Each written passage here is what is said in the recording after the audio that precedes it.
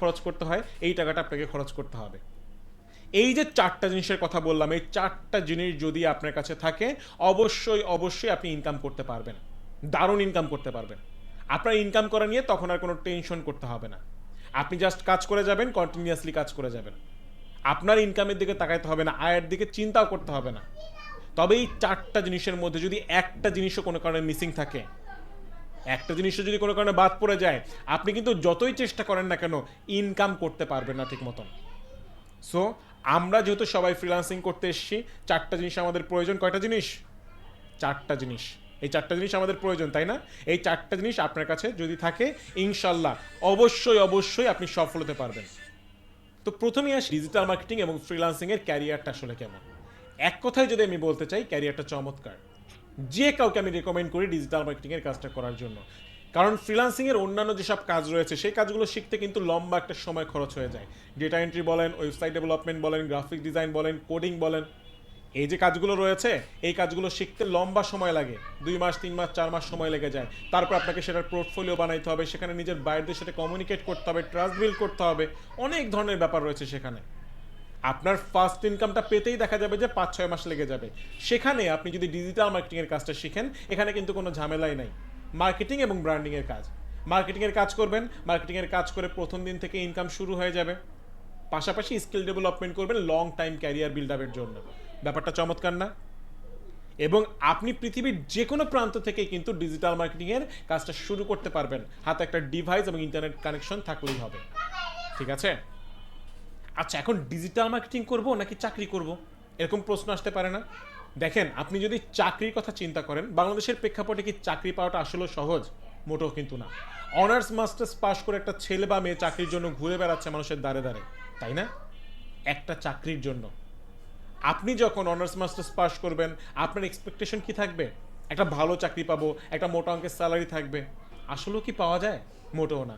বাংলাদেশের প্রেক্ষাপটে আপনি অনার্স মাস্টার্স পাস করেন, আপনার ফার্স্ট স্টার্টিং স্যালারি ধরবে 15 থেকে 20 হাজার টাকা সর্বোচ্চ। এর থেকে বেশি কেউ আপনাকে অফার করবে না যদি না আপনার আগের কোনো এক্সপিরিয়েন্স থাকে। সেখানে আপনি ডিজিটাল মার্কেটিং এর কাজটা শুরু করলে কেউ আপনার সার্টিফিকেটটা পর্যন্ত দেখতে চাইবে না। আপনি কতদূর পড়াশোনা করেছেন কেউ জিজ্ঞাসা করতে যাবে না। এখানে অনেকেই আছেন যাদের ইংলিশ দুর্বল, ইংলিশ হয়তো বা কম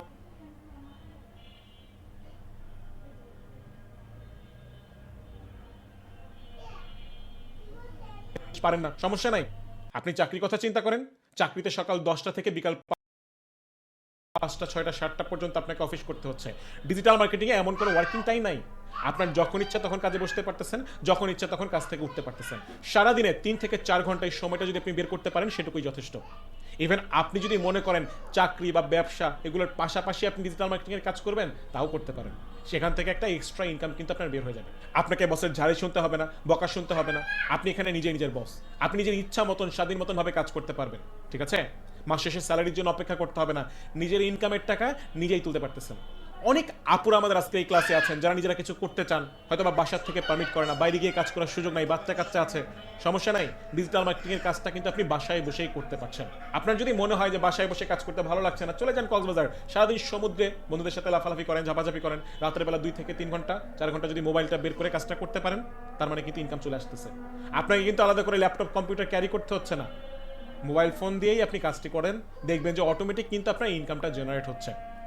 ঠিক আছে? একটা প্রশ্ন আমি পেয়েছিলাম যে ভাইয়া একটানা 3 থেকে 4 ঘন্টা কাজ করতে পারবো না, সেই ক্ষেত্রে কি করতে পারি? দরকার নাই। আপনি কিন্তু চাইলে কাজটা ভেঙে ভেঙেও করতে পারেন। 2 ঘন্টা 2 ঘন্টা করে ভাগ করে কাজ করেন। আপনি চাইলে সকালে কাজটি করতে পারেন, বিকালে, রাতে, আপনার ইচ্ছা। বুঝতে পারছি? আমার যে কাজগুলো আমি করি ফ্রিল্যান্সিং এর, বেশিরভাগ সময় দেখা যায় যে ফজরের নামাজের সময় উঠি আমি, ফজরের নামাজটা পড়ি, নামাজ পড়ে কাজে বসে একদম রিফ্রেশিং মাইন্ড, কেউ ডিস্টার্ব করার নাই। আপনারা চাইলে সেইভাবে কাজ করতে পারেন। কেউ যদি মনে করেন যে না আমি ফজরে উঠতে পারবো না, রাতে কাজ করেন। কেউ যদি মনে করেন বিকালে ফ্রি থাকেন, বিকালে কাজ করেন। ভাই, আপনার ইচ্ছা। এখানে কেউ আপনাকে দেখতে যাবে না, কেউ আপনাকে কখন কাজ করছেন, কি কাজ করছেন এগুলো বলতে আসবে না। মূল কথা হচ্ছে গিয়ে সারাদিন যদি আপনি 3 থেকে 4 ঘন্টা সময় বের করতে পারেন, সেটুকুই যথেষ্ট। বাংলাদেশে বর্তমানে টোটাল ফ্রিল্যান্সারের সংখ্যা 20 লক্ষের উপরে।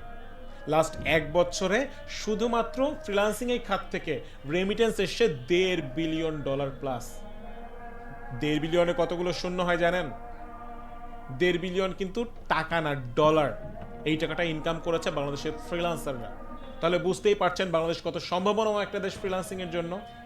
আপনারাও কিন্তু চাইলে ফ্রিল্যান্সিংয়ের এই কাজগুলো শুরু করতে পারেন। চাকরির আশায় বসে থাকার কোনো দরকার নাই। যে কোনো অবস্থায় আপনি আছেন না কেন সেই অবস্থা থেকেই কাজ শুরু করে দেন। আজকে থেকে আপনার ফ্রিল্যান্সিংয়ের যাত্রা শুরু করে দেন। আজকে থেকেই কাজ শুরু করেন, দেখবেন যে ইনশাল্লাহ ইন ফিউচার আপনাকে কোনো কিছু নিয়ে চিন্তা করতে হবে না, আপনার কোনো কিছুর অভাব থাকবে না, চাহিদা থাকবে না, সব কিছু আপনি ফ্রিল্যান্সিংয়ের মাধ্যমেই পূরণ করতে পারবেন। আমি যদি আমার নিজেকে দিয়ে উদাহরণ দিই, আমি কিন্তু খুবই মিডল ক্লাস ফ্যামিলির একটা ছেলে। আমার ফ্যামিলি হ্যাঁ আমাকে সব দিক থেকে সাপোর্ট করেছে, কিন্তু তাদের এত ভালো অর্থনৈতিক অবস্থা ছিল না যে যখন যেটা চাইবো আমাকে তখন সেটা তুলে দিবে। আমি বরাবরই একজন উচ্চভিলাষী মানুষ, আমার স্বপ্নগুলো অনেক বড় বড়, আমার ইচ্ছাগুলো আকাঙ্ক্ষাগুলো অনেক বড়। তো সেই জায়গা থেকে আমার যত ইচ্ছা ছিল, স্বপ্ন ছিল, আলহামদুলিল্লাহ সব কিছু কিন্তু আমি এই ফ্রিল্যান্সিংয়ের মাধ্যমেই পূরণ করতে পেরেছি।